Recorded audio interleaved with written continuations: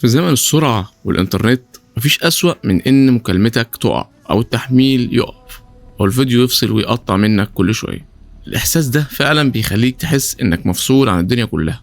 عشان كده شركة أوبو قررت تتدخل وتغير مفاهيم اللعبة وطورت تقنية جديدة اسمها ال AI Link Boost. التقنية دي مش عادية خالص، اتعملت بمجهود فريق مهندسين من كل حتة في العالم عشان يحسنوا الاتصال حتى في أصعب الظروف وفي كل بلد حسب طبيعة الشبكات اللي فيها. تخيل معايا كده إنك راكب قطر سريع والموبايل عمال يتنقل بين أبراج الشبكة بسرعة كبيرة، وطبيعي الإشارة تقع أو الاتصال يتقطع، لكن مع ال AI Link Boost الموبايل بيفهم إن الشبكة ضعفت وبيصلح الاتصال فورا عشان تفضل مكالمتك واضحة والفيديو شغال بدون أي تقطيع.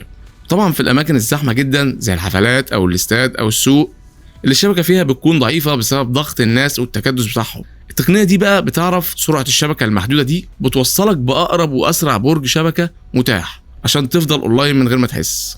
كمان لو انت في الأسانسير مثلا أو في جراج تحت الأرض، بدل ما تستنى الشبكة ترجع أو تطفي الموبايل وتقيده، ال AI Link Boost بيرجع الشبكة في ثواني من غير ما تعمل أي حاجة. وما بتيجي تخرج من مبنى مثلا في الدور الأرضي والشبكة تيجي تتحول معاك من الواي فاي للبيانات، غالبا الفيديو أو المكالمة بيتقطع، لكن هنا الخاصية دي بتخلي التحويل يحصل بسلاسة وسرعة تامة من غير أي توقف أو تهنيجة في الموبايل.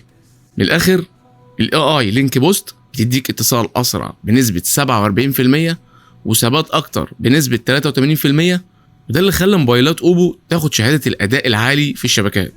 باختصار أوبو بتقول لك سيبنا احنا نهتم بالشبكة وانت كمل يومك وانت دايما أونلاين.